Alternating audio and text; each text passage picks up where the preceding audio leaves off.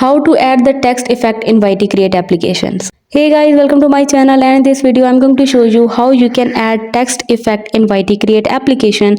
So it's super easy and we will make sure you get it right. You just make sure to watch the complete video carefully to avoid forgetting anything and making mistakes.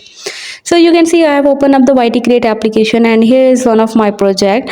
So now if I wanted to add the text effect in YT Create application, so all I have to do is tap right here on the text, and now after tapping on the text I will be able to get the text effect option. So just tap right here on the text effect, and after tapping on the text effect you can see that there are different titles, so you can select any of the effect from there. You will have to type your own text there, my text, and now you have to tap right here on this tick, and you can see that this text will be added. So this is how you can easily change the text effect of the video in YT Create application. So hope you guys like my video, and please consider showing your support by commenting, liking, sharing and subscribing to my channel for more valuable content in the future.